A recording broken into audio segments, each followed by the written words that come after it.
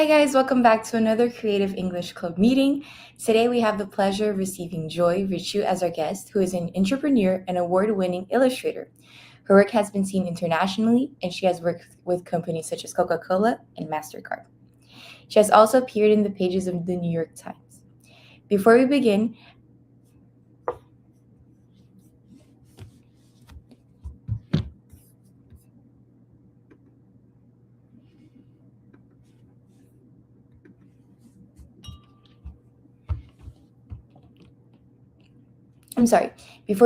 I just wanted to ask you a few questions that will help us learn who you are as a person.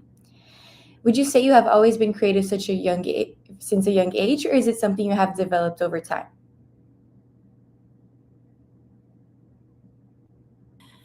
Okay, Gabby, I think it's better if we bring the girls first, our team first, to introduce themselves. Okay. Then we bring Joy, and then you can ask her the first question. No problem.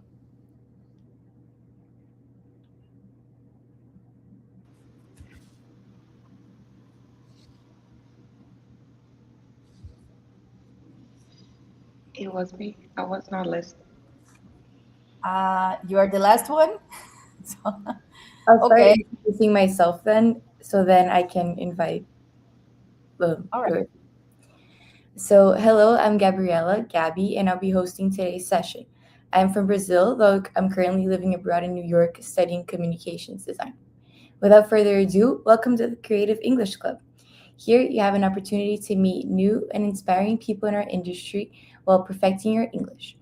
Each meeting, we have a different guest, and today's guest is Joy. I'm going to go ahead and introduce Larissa, one of our mediators. Larissa is almost 30 years old, and she's from São Caetano do Sul in São Paulo, which is a small city a little bit farther away from the main city. She has over 10 years of experience in communications, and she has worked as a producer and social media strategist and account manager. And more recently, she has worked as a global account director. One of the main reasons she has learned English is by watching Friends and Star Wars, because she always aims for an international career.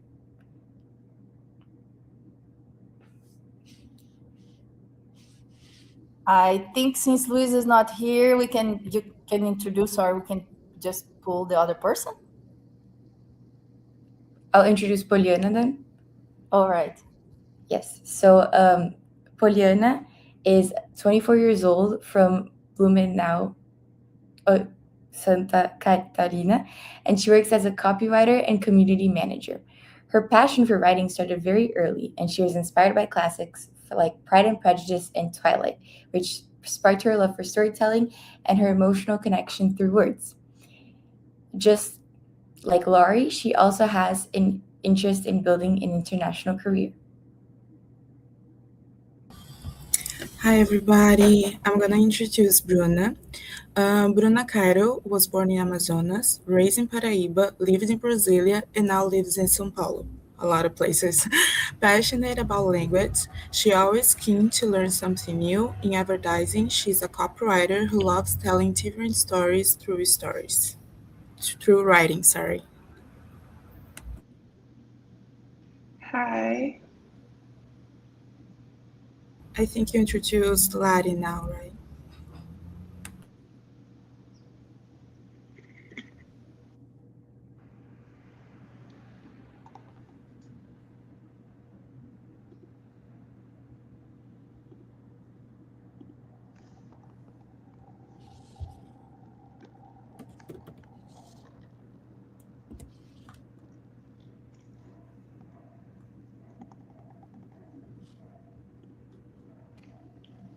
All good, Bruna? Hello. I had a big trouble now with my. Okay, I think we have a technical issues in this first episode, but everything's gonna be fine, guys. Bru, can you listen to us? Bruna? You have no audio now. We can listen you. No. All right. Well, while you solve your problem, I think we can just keep going with Lottie. I don't know, Gabby, if you have the Lottie description. If you don't, I can introduce her. No problem. Ladi was already introduced from Songkaitan. Okay, so Lottie, join us, please. Then, okay. Hello. Thank you guys for the introduction. Actually, I would love to call our guest for today. And by the way, she's completely amazing. And if you're watching, make sure that you actually leave us questions. She will answer the most that she can. We have some questions prepared as well. So, Joy, if you could join us today. Hi, Hello. How are you? I'm fine, thank you. How are you? I'm good. I'm good. Joy, before everything, I would love if you could actually tell us a little bit about yourself, and then I have some questions that I want to ask you because I went through your LinkedIn, your work, and I'm quite curious about some things. Yeah, so as has been said before, my name is Joy Richu, and I am a creative entrepreneur and illustrator. I have worked with brands from all around the world, including Coca-Cola, MasterCard, Diageo, Porsche, among others. And my main interest is using storytelling to make art, and that's why I'm here today. Great. I actually have some questions. As you've actually told us, you've worked with Coca-Cola and so many other brands. But I wanted to know, what do you feel was your biggest challenge throughout your career, and how do you face it? So I'll start by saying that a few of the advantages I have are that I am a female and that I am African. And the reason why I say that those are advantages is because for a long time I used to see those as hindrances or drawbacks because of all the challenges that can come as a result of that identity. But then with time, I learned that being female actually makes it so much easier for me to communicate my feelings and to get in touch with my feelings and to have things such as intuition, which are such a feminine given and are such helps within the world of creativity. So it's actually a plus. And in terms of being African, I also used to see, oh, maybe we don't have as many opportunities, but then there's the internet. And what being African has helped me do is it's helped me tap into the abundance of creativity that there is on the continent, that you can see in our music, in our fashion, in so many different ways. And so I'd say that the biggest hindrance for me was for a long time not being able to see that and not being able to see the advantages that exist as a result of who I am. And I think that can be said for everyone. I think whether you're a female or whatever background you are, there are ways in which who you are can be such a big advantage if you just change your perspective. And so that was the biggest challenge, and that's how I overcame it. Yeah, thank you for answering that. And actually, you said something that it was kind of part of my next question, because you said as a female, you get in touch with we get more in touch with our feelings and everything like that. And I actually wanted to know, did you find it actually quite difficult being like trying to conquer your own voice, your own space in this world basically that is ruled by men? Because I don't want to be a huge feminist in here, but we know that it's different. We know that women have less, less opportunities than men. And I want to know your experience, because I know that you actually conquer some huge things throughout your career, which we're gonna go and talk around here. But I wanted to know, like, if it was too difficult for you, if it was like, yeah, I had to kind of find my way in. And that's a really good question, because especially within these spaces that are so male dominated, it can feel like in order to survive and thrive, you must lean into your male identity and your male energy and your male essence, and therefore becoming very hard and very aggressive. But that's not the truth, because if everyone was made to be the same, then there'd be no strength that comes from diversity. And so for a long time, I was, leaning towards, more masculine presenting, or more, presenting as masculine in meetings so I can get ahead. But then I realized that that's not my strength. And for as long as I try to be something that I'm clearly not, I'll always be a weaker person, because there's no way that a man can be more of a man than me. I mean, less of a man than me. And so I can only be a female, and I can only be a female as beautifully as I can and as unapologetically as I can.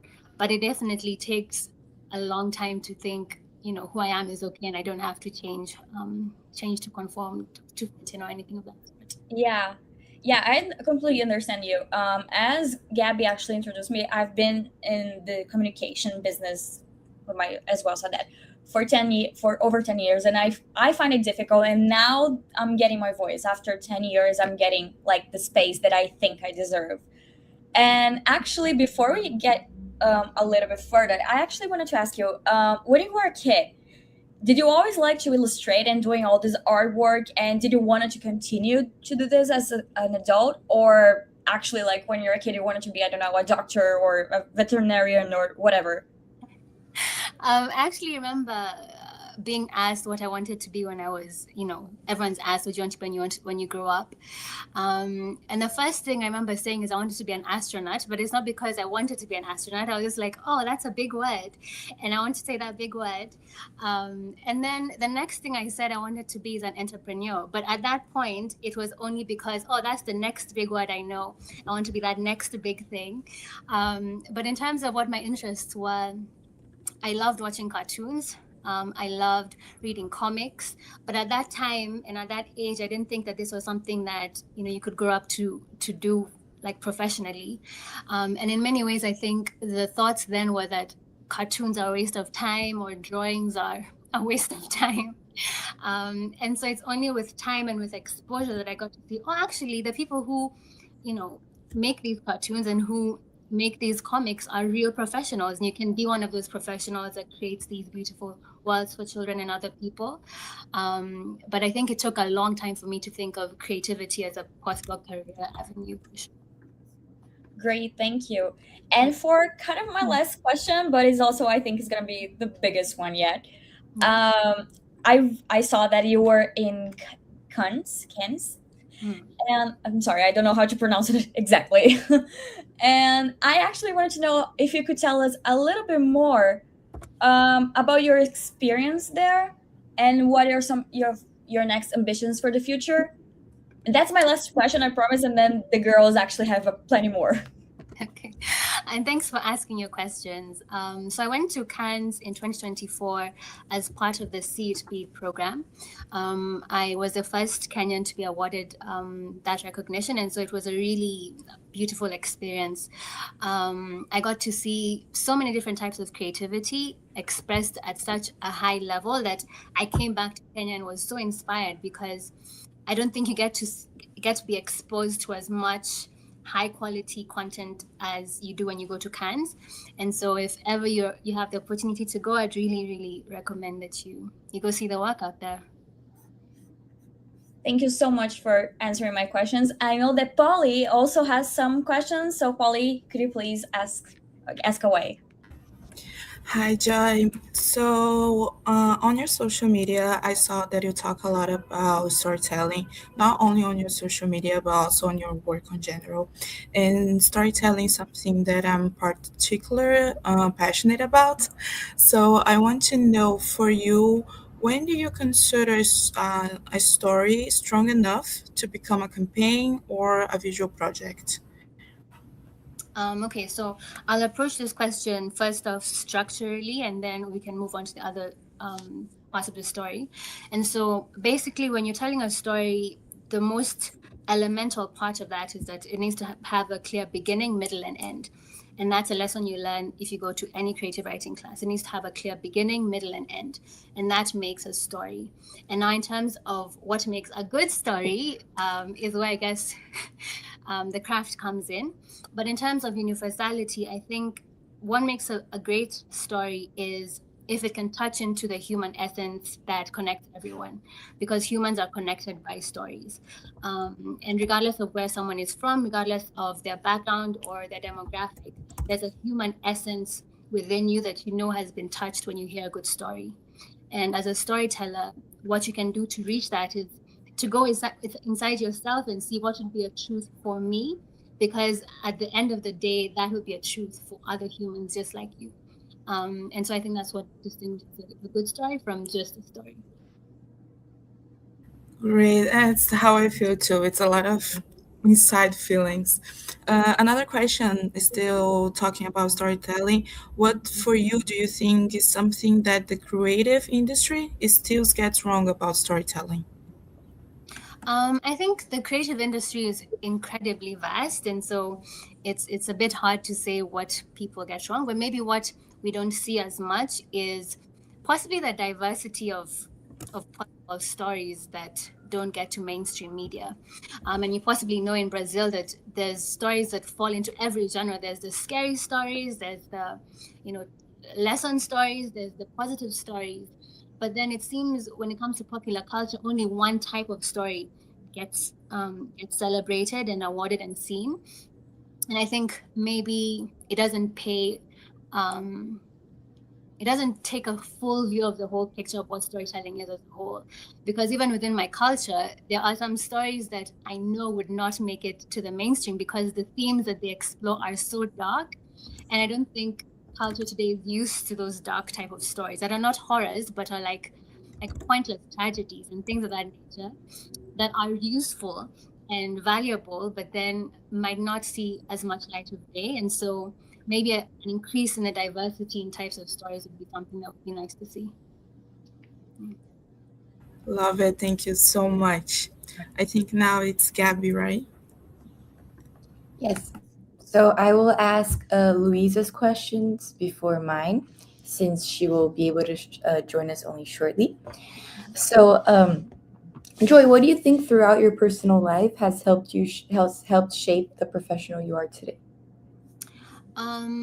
Well, I think about this question a lot because I'm aware that I have so many advantages that I really don't take for granted. But I think what has been the most beneficial for me is that I grew up in a family where, first of all, I was educated the exact same as my older brother.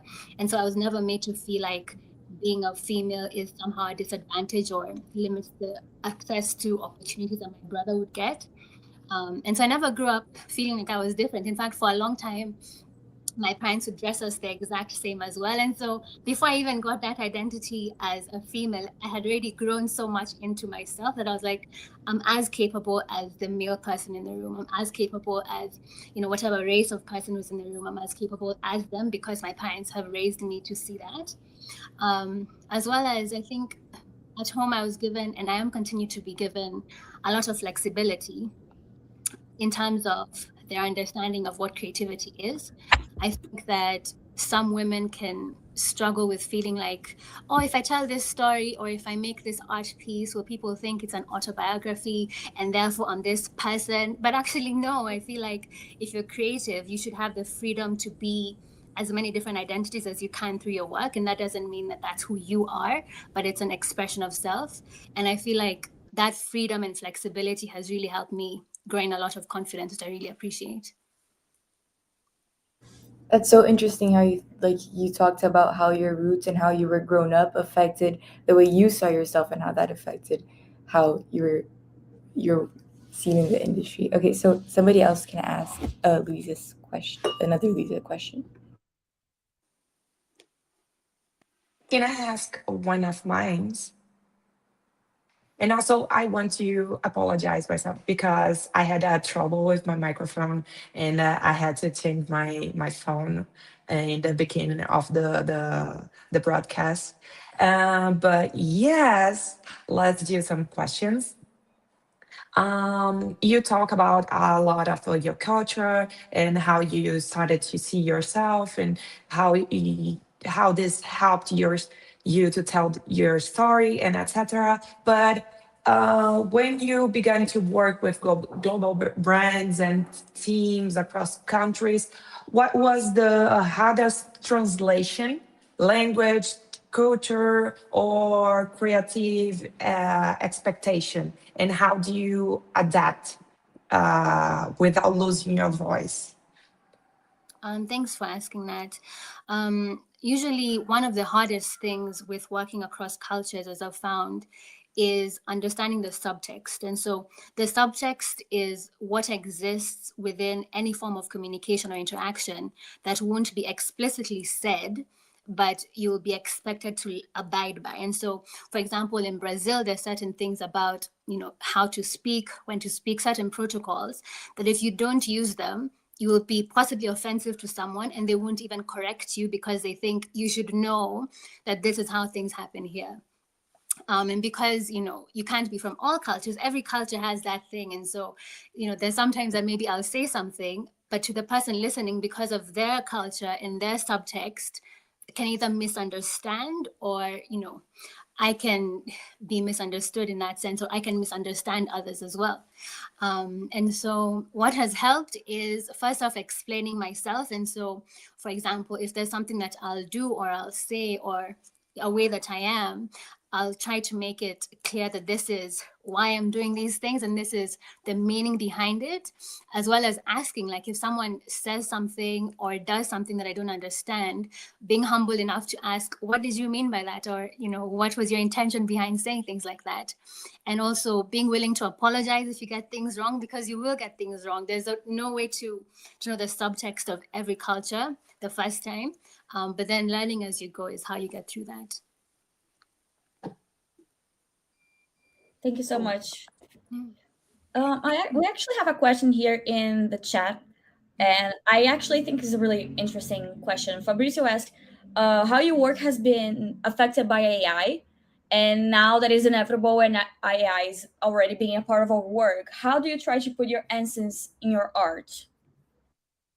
So that's a good question. Thank you to the person who asked it. AI is here and it is here to stay. And I think it's here in the same way that, Photoshop came when there were just, traditional artists and they were thinking it's going to take over a lot of our industry. And so how I approach it is thinking about that in the same way that, yes, there's going to be, an influx of AI artists who are particularly good at AI art.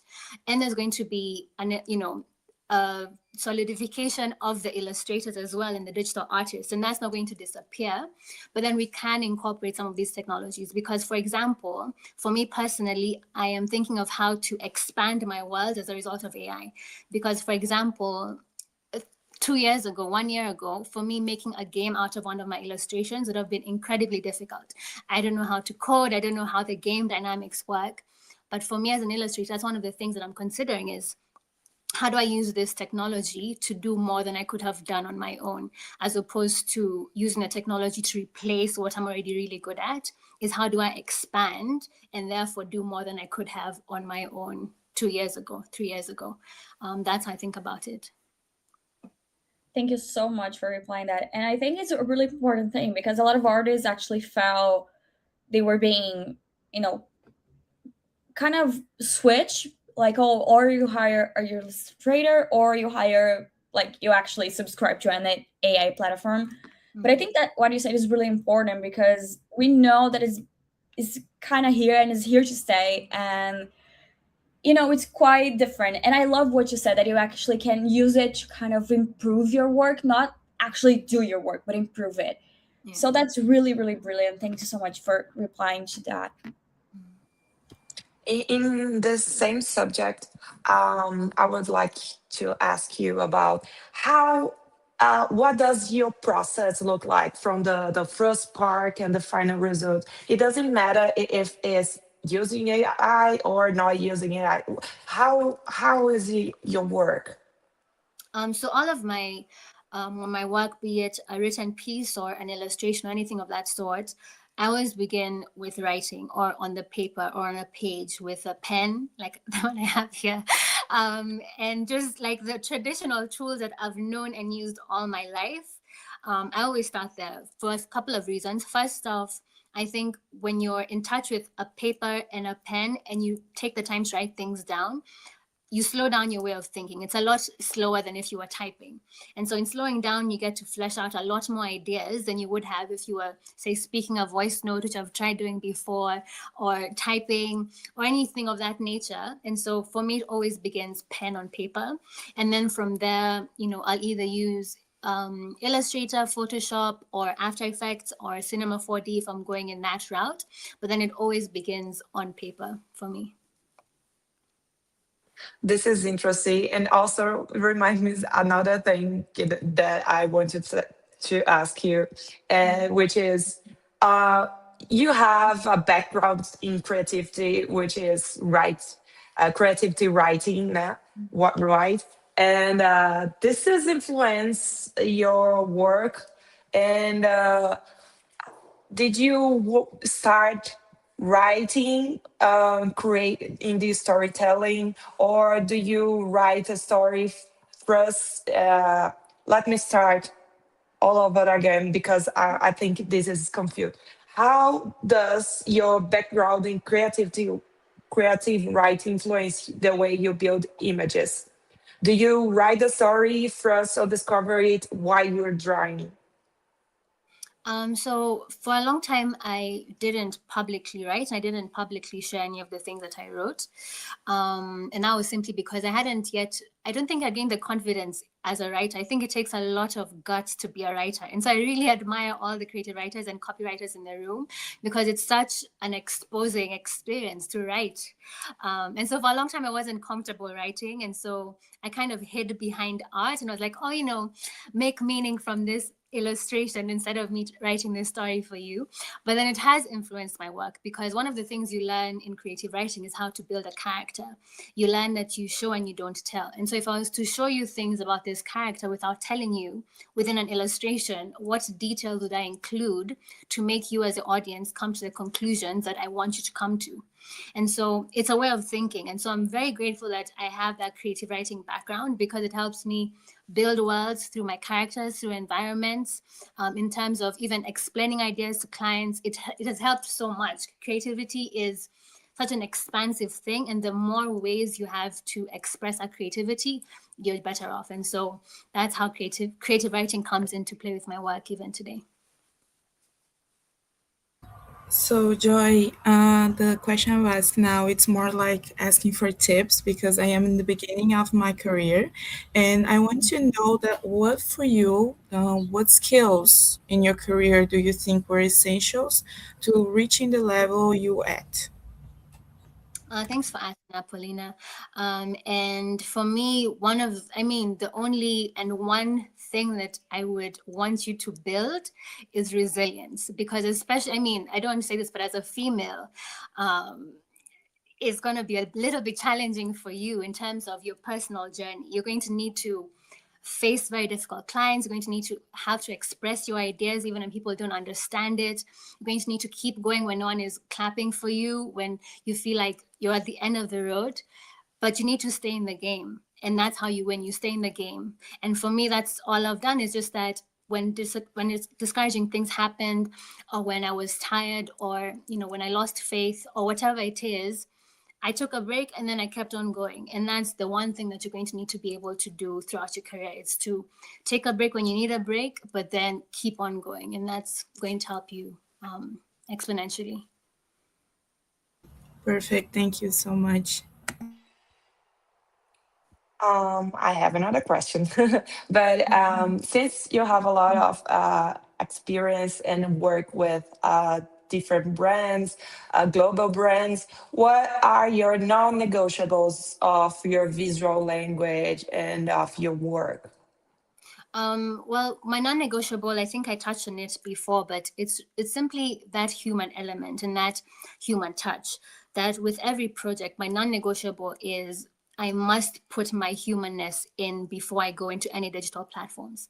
And so if that's through the writing process where I brainstorm, if that's through a sketch that I create, if that's through even a pattern that I will draw, I think that has helped me a lot because then when you look at my work, you can see, there's a steady hand that we can see across all of her pieces. And that steady hand is my literal hand. And that's something that is very hard to replicate even with AI because AI hasn't been through everything I've been through. So there's a way that I'll draw a line that is informed by the things that I've experienced that anyone who hasn't experienced that can't draw the same way. And that's what I'd advise for everyone is that keep that essence of you in your work. Even as you embrace technology, there must be something that is very identifiably you in whatever it is that you create. Oh, thank you so much for replying to that. We actually have a little bit more questions through our chat. And this is one that I was actually, thinking about it. Someone asks, how important is your ancestry to your creative process? Well, I think our ancestry is a huge part of our creative process, regardless of where you're from, because one of the things that I've come to learn through the years is that as many things that are you and uniquely you that you can put together to present in your work, the more distinguished your work becomes. And so your ancestry is one part of it. Are you male or are you female? That's a part of it. Are you a first one or your last one? That's a part of it. Are you in Sao Paulo? Are you in New York? That's a part of it. And so as much as you can bring in of yourself to one piece or one body of work, that makes it outstanding, because it's very hard for someone else to be exactly that combination of things. And so yes, my ancestry does play a part, but it's not the only part. It plays a part in addition to my femininity. It plays a part in addition to what I studied, my experiences, what I've engaged with. And so essentially, as many things of you that you can bring in to inform your work, I think the better off you are. Perfect, thank you. So we all here look at your portfolio. Perfect, by the way, really beautiful. So I was curious to know what work in your portfolio are you most proud of and why? Well, first, I'm grateful for every single client that I've worked with, because in many ways, when a client gives you work, they have trusted you so fundamentally with something that is so precious to them. But in terms of the one that I think about the most, I think most possibly the work that I did for Coca-Cola. And the reason behind that is because seeing what that brand was able to do with the work I produced gave me so much faith in the power of art. Because on my end, I provided an illustration for the can of their creations product called Woza. But in terms of what they got to do with it, I was really taken aback in terms of fashion. They made like a whole mall display. They made, cutouts. I mean, they built a whole world from this art that I provided. And for me, it just showed me that I think sometimes as artists and creators, we really undervalue what we provide. And we really just sometimes maybe see as, oh, it's just a drawing. But no, it's not a drawing. In the right hands, the work that you produce can be fundamentally transformative. And so the reason why the work with Coca-Cola was meaningful for me is because it opened my eyes. It made me see how many things can come from this one thing.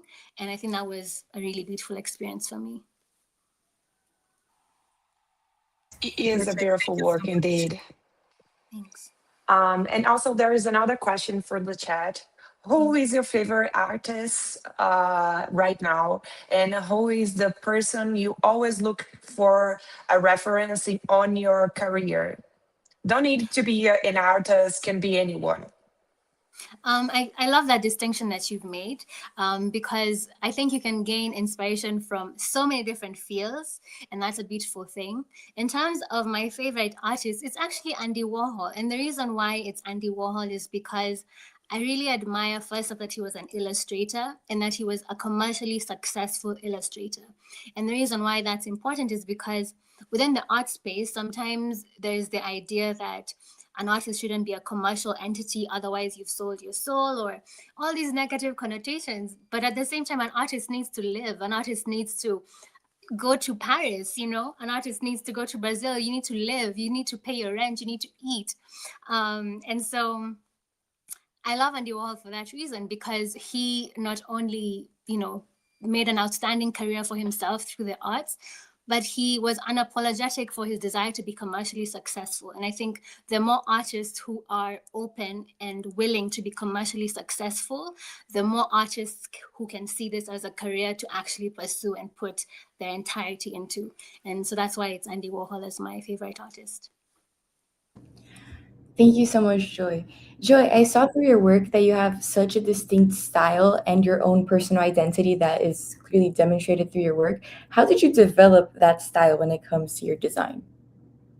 Well, I think, first of all, I'm grateful that you said that. And it's a bit hard to explain, because what happened was I was studying creative writing, as you know, and at the end of my program, I thought, I don't think this is what I want to do only. Like, I don't only want to be a writer, typing at my desk all day. Ironically, that's still what I do, but I wanted more. I wanted to be able to tell stories visually. And so I ventured into digital design at Vancouver Film School. And at the time, I was like, oh, am I really an artist? And I didn't think that I was. And for a long time, I actually didn't think that I was. And I didn't, confidently call myself an artist. And that's simply because the things that I felt drawn to draw weren't things that I was seeing outside. And so I was like, there's no validation for, the art that I feel like making. And so it happened by mistake that I was like, I feel like drawing this. I feel like, drawing this doodle. I feel like sharing this thing.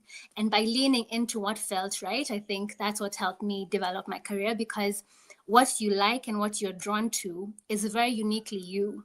And for as long as you run away from the things that you're intrinsically drawn to, the further you run from what would become your style and your signature. And so I think, to summarize, I think I developed my style by just leaning into the things that I love, leaning into the things that come naturally to me, and incorporating all of those into the work that I produce. Thank you so much. That is so inspiring for somebody who is just, starting off.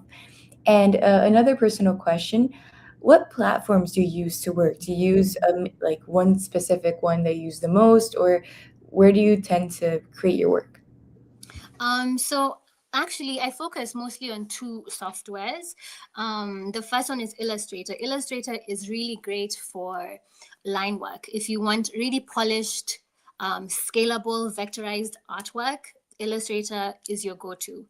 But I also really love Photoshop. And the reason why I love making art through Photoshop is because what you can achieve in terms of texture, which is something that I really love, is outstanding. Like, you can make a piece feel like, that cloth that you loved and you saw and you felt and you touched, and it meant something to you. And that's what Photoshop gives you. And so when you combine the two, I think you have something really powerful.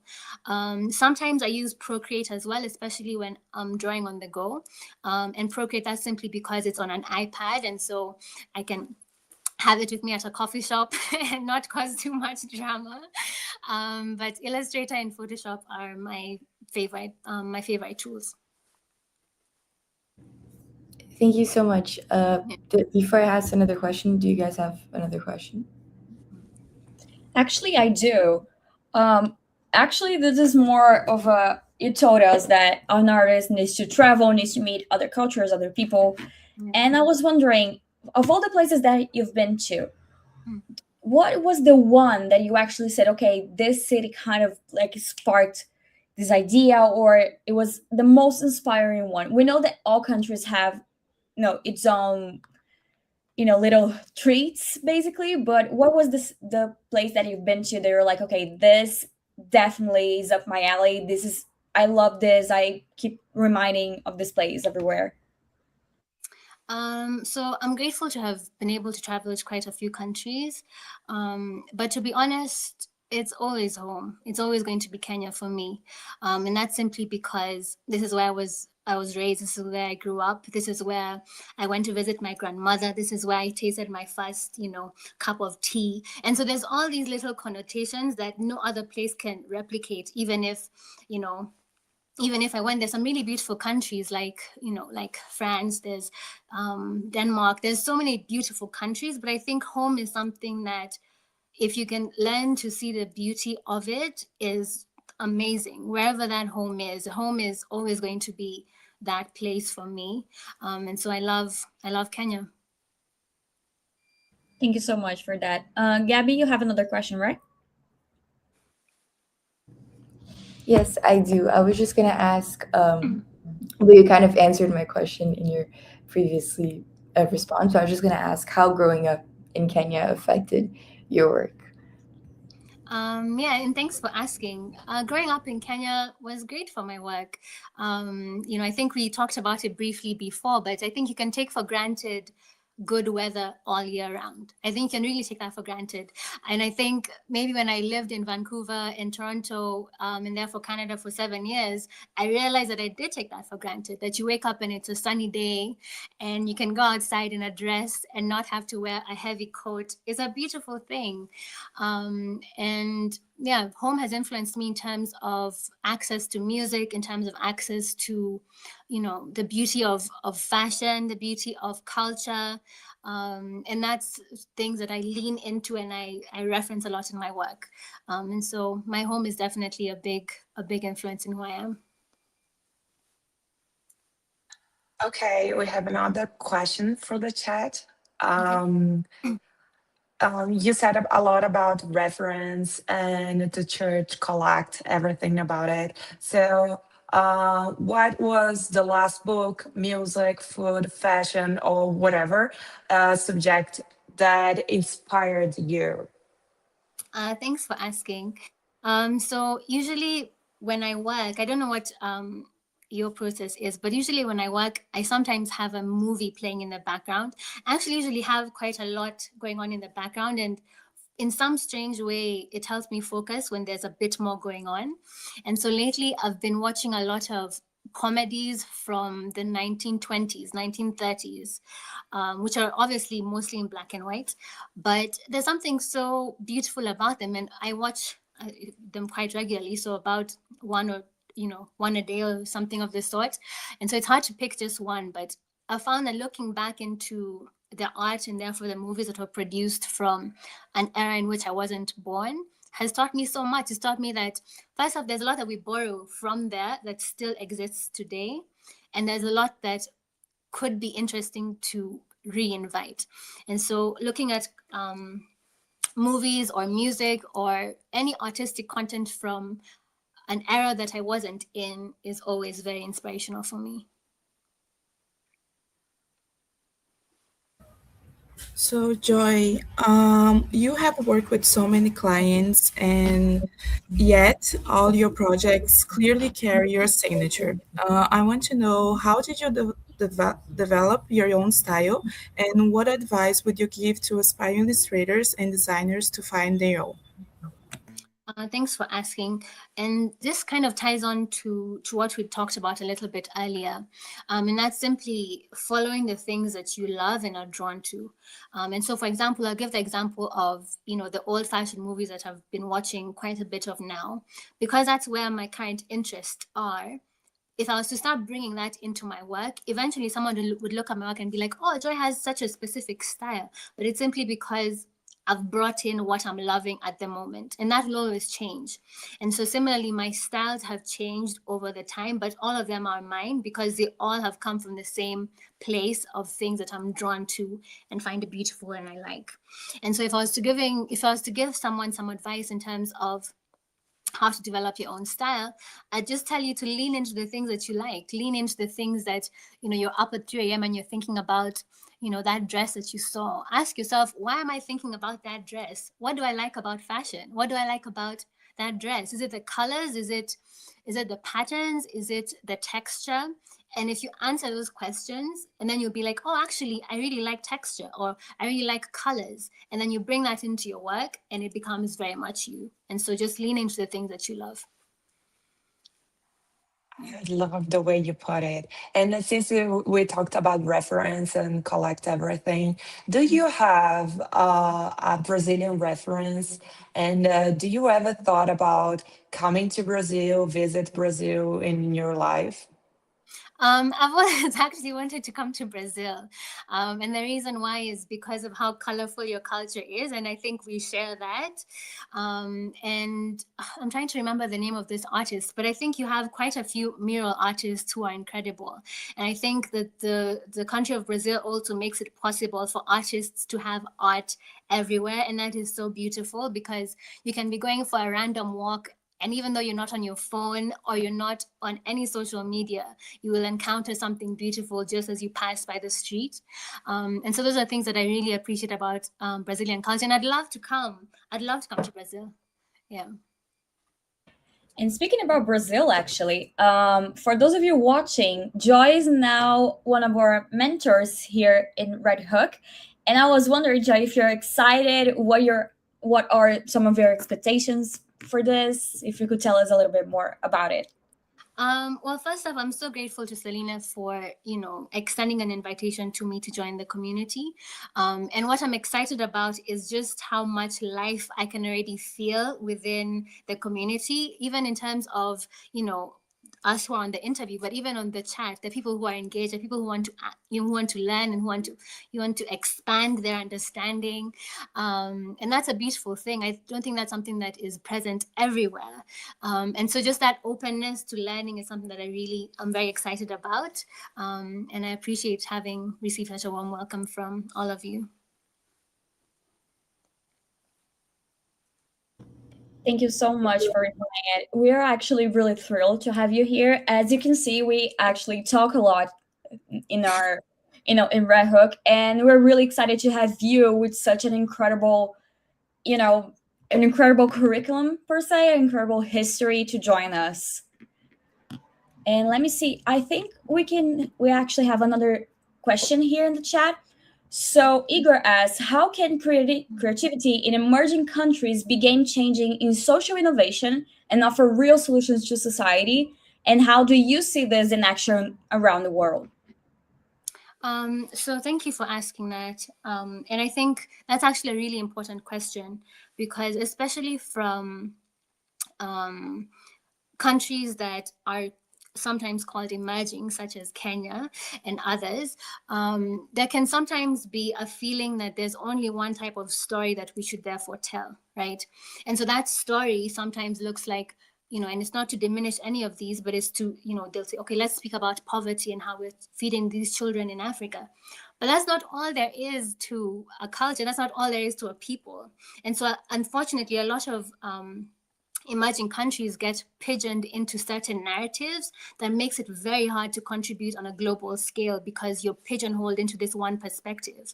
But that perspective is also a choice, in the sense that if we were to choose to tell our own stories, to tell stories that you grew up with, stories that may not be as mainstream, but in your heart are very powerful, then we have the opportunity to really influence a lot, really contribute a lot. But I think the first step is getting out of that mentality that because you're from an emerging country, it means that you are therefore pigeonholed into being a certain type of person or a certain type of creative, or having certain types of ideas. But it's realizing that it doesn't matter where you're from, it doesn't matter what country you live in or where you grew up or your circumstances. Creativity is the route through which you imagine, is the route through which you create new things. And so that's what I'd say is imagine, really, really, really imagine that if no story had been told about where you were from, what story would you tell? If you were the person with a microphone, what story would you tell? And then we have a whole lot of really nice ideas, I think. Thank you so much, Joy.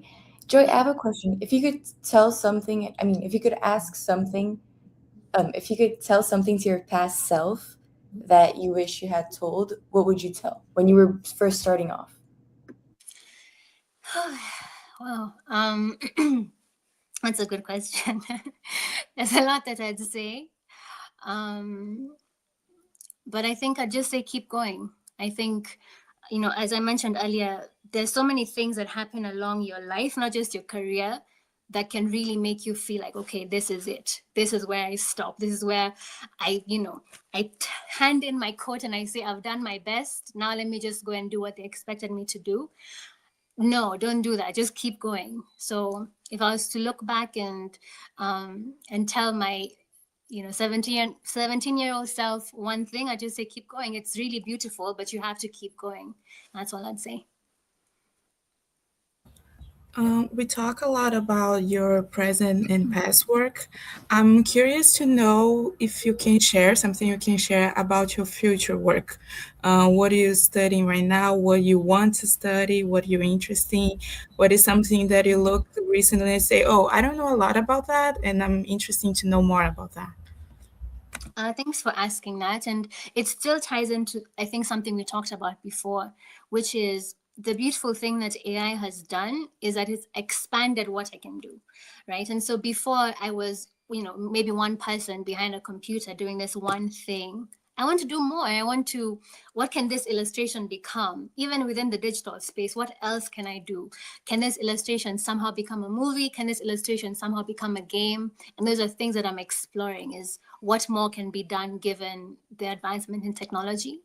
And so I'm always looking into tutorials. I'm feeling like I'm back, at the beginning. I'm like, what does this all mean? But it's an exciting place because, I learned a lot before and I can learn a lot again. So I'm hoping to expand what I can do with my work. Yeah.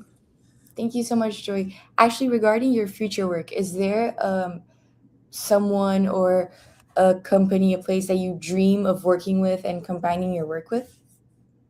Well, that's a good question. And for a long time, I had very many different brands that I'd think of, just because of how much I admire what they produce and what they bring into the world. And now my focus is really just on making Joy Richu Limited, which is a company that, I started just this year, actually, making that become something that I'm really happy to work on and I'm really happy to work at.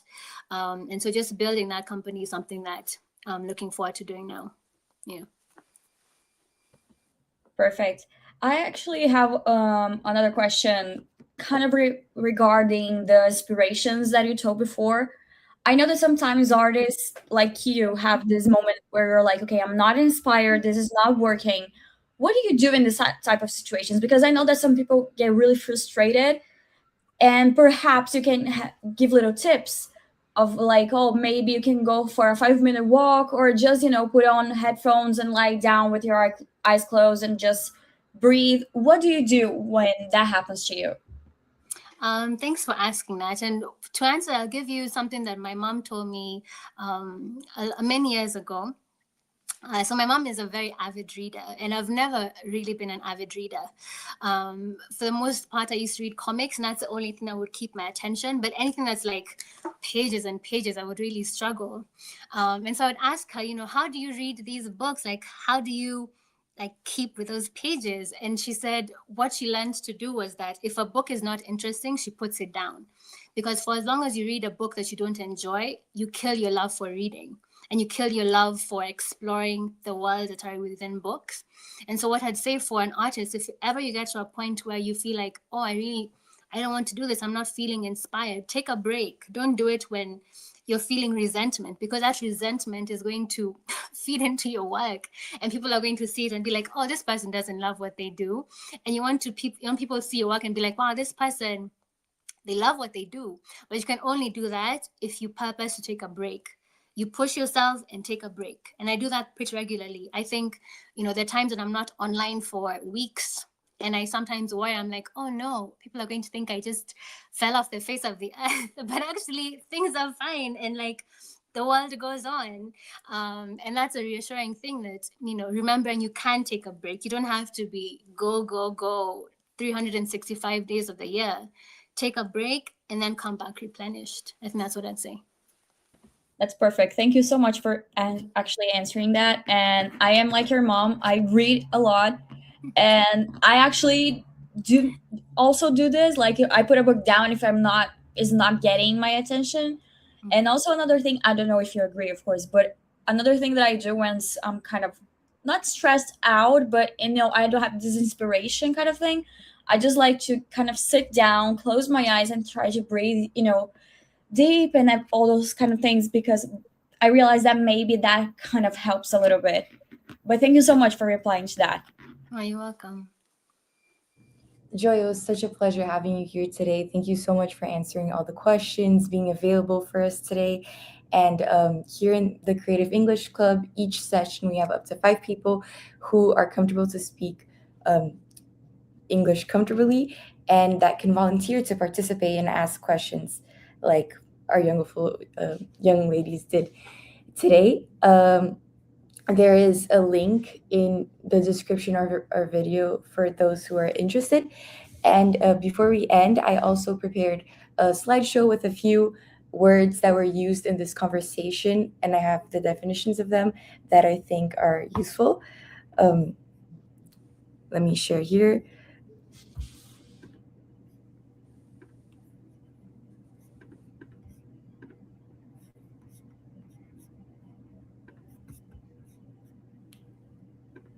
Sorry, guys, one section.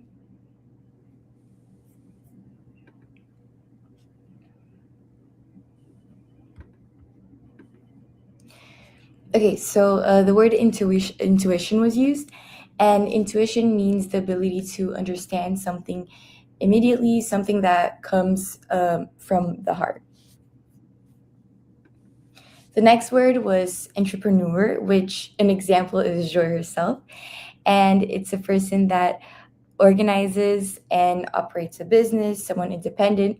And usually, an entrepreneur is connected to risk, someone who is a risk taker and is not afraid to take chances and go out of the limits. Next is exposure. Exposure usually relates to going outside your comfort zone and being exposed or having contact with something that you haven't had before. Next, we have ambitions. Ambitions is a desire, usually a internal desire, to achieve something that is usually connected to hard work and personal determination. Expectations. Expectations can be especially connected to what you believe will happen regarding the future, and you can have an expectation of something and think that something will happen in the future. Resilience is a trait, and it is a trait of having the capacity to recover quickly from difficulties and just being very tough and be able to recover quickly. Connotations. So a connotation refers to the emotional, cultural, or implied meaning to an attached word. It can be a personal connotation, which is something that is related to that word personally. And yeah, guys, that is today what I had for the definitions. So yeah, Joy, I wanted to thank you once again. It was a pleasure. I loved hearing everything you said. I'm sure we can all say the same. We loved having you here, and it was such a wonderful experience to hear your point of view and your experiences. And I'll definitely take everything you said to my future. Thank you. And thank you for having me as well. It was a really beautiful conversation. So thank you for bringing your openness. Thank you for bringing your questions and not being afraid to ask. And I'd be happy to contribute again in the future. But thank you for having me today.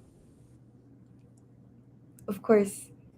Thank you so much again. Thank you all for actually watching us today.